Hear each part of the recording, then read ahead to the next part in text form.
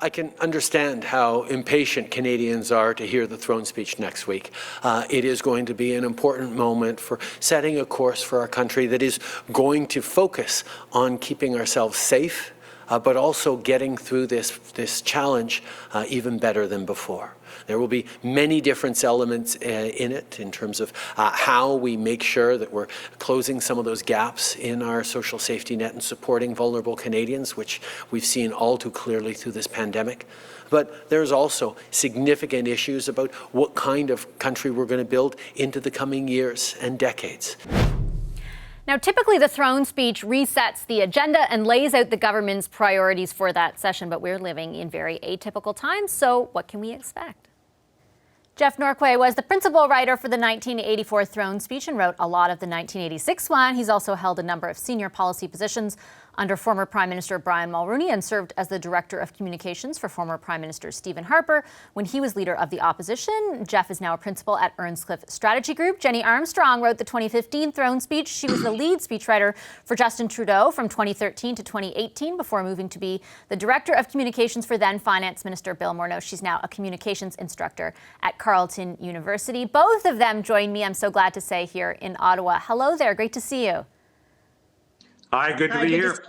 I feel like we're talking about the throne speech every day, but it's not often I get to speak to two people who actually wrote them. So the first thing I kind of wanted to ask that I have been thinking to myself, and Jenny, I'll start with you, is how unique do you think this throne speech is, just given the wider context? First of all, it's always going to be interesting in a minority government, but it's especially interesting because we are just not even a year after the last one, but the world has so drastically changed in the interim.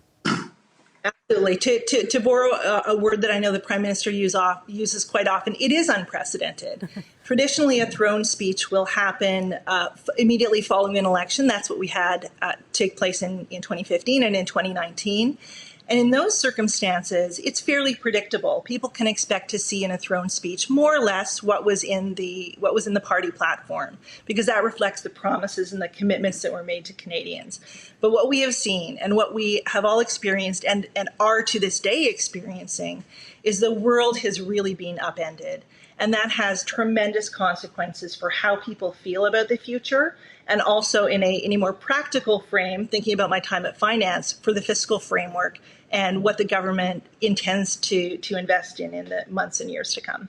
Jeff, I know that we talked about when you wrote the speeches. If you were to sort of stack this one up, the timing of this one up against previous throne speeches, rather, how significant do you think this one might be? Oh, it's very significant this time. For a second-term government, for an experienced government, throne speeches try to do a couple of things. First, there's a bit of continuity. Here are the objectives we've been pursuing. So we're continuing on that line. But here are some new proposals. Here are some new directions, some new narratives where we want to lead the country. This time, it's very, very different. A throne speech, usually, a government generally knows its environment. It knows the employment figures. It knows how GDP is growing. It knows the strengths and the weaknesses, the deficit, all of that information. This time, all bets are off. The recent resurgence of COVID-19 may mean that the second wave is coming. The government appreciates that. And, you know, there's been a big change from 5 weeks ago when the Prime Minister prorogued the House.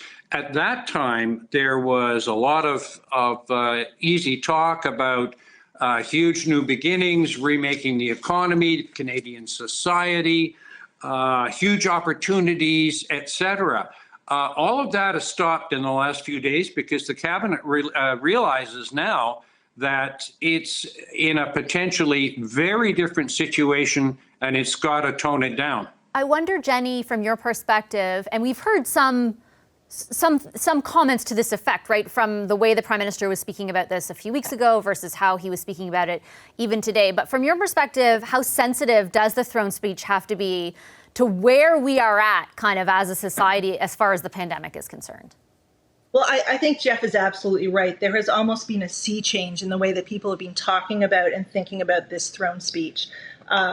There are those who are arguing that it is still the government's best opportunity to articulate a bold or a new or an ambitious agenda. And at the same time, there are those who I think are rightfully saying, no, we need to deal with the crisis that is, right in front of us today, and that is the pandemic. I actually don't think that there needs to be a binary choice. But I think striking the balance between those two things, between the ambition of a government that really does want to set us on the road to recovery and the very real anxieties of Canadians, that is a really tricky balance. So that's one of the things as a speechwriter, in terms of the tone of the speech, that I'll be listening for very carefully on the 23rd. Yeah, I was going to ask, based on both your experiences, Jeff, how, in your experience, would you strike the tone if you are trying to balance those two? Like, it doesn't, I think Jenny's right, it doesn't have to be binary. So if you are trying to convey both of that, how do you do that through the writing of the speech? Yeah, well, the difficulty is not to give the appearance of riding off in all directions at once. Certainly, in the current circumstance, the government needs to project its continuing concern and awareness of the issues facing Canadians. We don't know if the second wave is about to break upon us. Some people think it may. In that case, the government needs to assure the Canadians that it understands the challenges of unemployment. It understands the challenges caused by jobs lost 6 months ago, not coming back. There are certain sectors where deep and continuing pain is being experienced. At the same time, the government needs to not lose sight of the recovery, which was what 5 weeks ago this throne speech was to be about. So it's got to talk about the remaking of employment insurance. It's got to talk about what it's going to do to childcare, which is absolutely critical to the continued employment and involvement of women in the economic situation.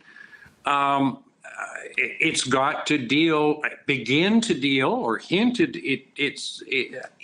its how going to deal with zero emissions by 2050, pharmacare, climate change. All of these issues were just a year ago in the election campaign very current, very cogent, and helped get the Liberals reelected.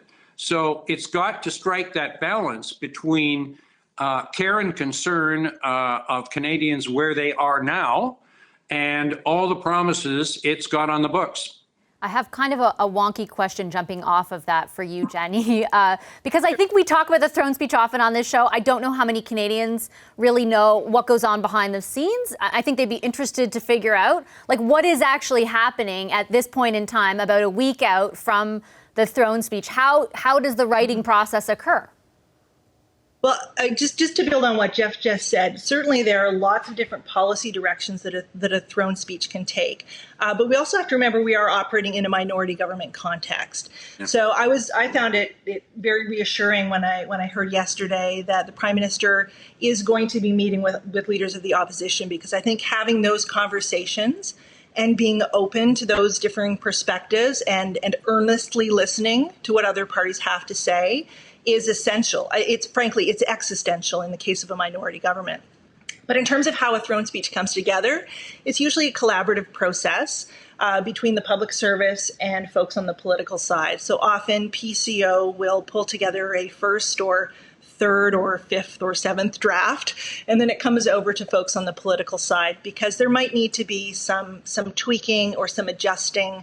Oftentimes what you might get is a bit more of a laundry list because it reflects what was in the platform, and the government might want to pull out a few key themes. Or in the case of what we did in 2015, we wanted a much shorter speech, so it fell to me to make sure that happened. Would you be going, just a quick follow-up, would you be going short on this one, or do you think because of all that we've just discussed, it can't be too short?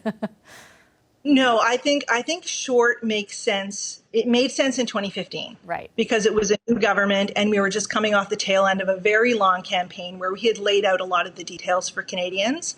I think in terms of connecting with people and telling people's stories, telling the stories of the fact that there was an orange sky in Ottawa yesterday, that I'm worried because I'm sending my kids back to school this week. Like, there is a lot of anxiety out there.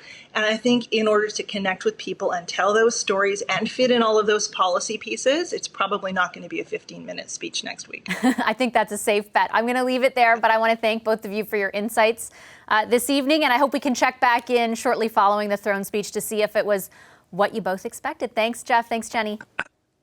Thank you. Thank you. Hi, I'm Vashi Capellos, host of Power in Politics. See more of our show by subscribing to the CBC News channel or click the link for another video.